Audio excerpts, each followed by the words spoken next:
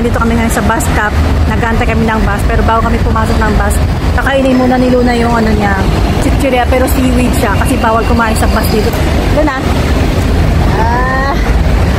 Ang init, grabe. Sobrang init. Nakaboard ako ngayon. Saan to? Sasamahan nyo kami guys. Papunta kami ng Lucky Plaza sa Orchard Road. Ganito yung bus stop nila dito, di ba? Pakita ko sa inyo. Tapos meron din silang upuan na ganyan. Tapos dun guys, yun, free charging station ng mga cellphone. Ngayon sasakyan namin yung double decker na bus para sa taas kami, para maganda yung view.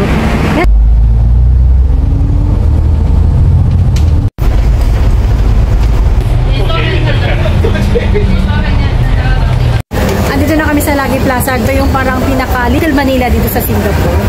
Tulog si Luna sa bus kanina, kaso nung bumaba kami sa bus, nagising siya. Pakita ko sa inyo. Walang katao-tao ngayon kasi hindi Sunday. Ano to? Parang mall. Mall siya pero kompleto. May ukay-ukay, kainan, may salon, may grocery ng mga Pinoy, ganyan. Yun ang pupuntahan natin ngayon, yung grocery ng Pinoy kasi meron akong bibilhin. Ay, andito na pala tayo. Pinoy store. Ayan.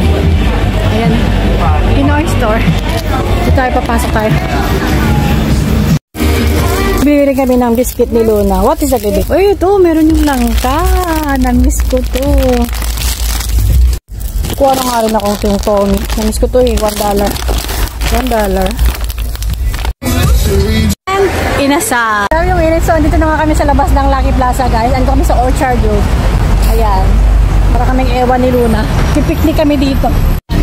Ayan o. Ubi, halaya, pandan, turon. Ayan, kinakain ni Luna ng seaweed. Kumuha ko ng juice ko, tsaka Tommy. Tsaka biscuit ni Luna. Ayan si Luna. Super init, grabe. Buti na lang may shade dito. Ayan. Hello, Singapore!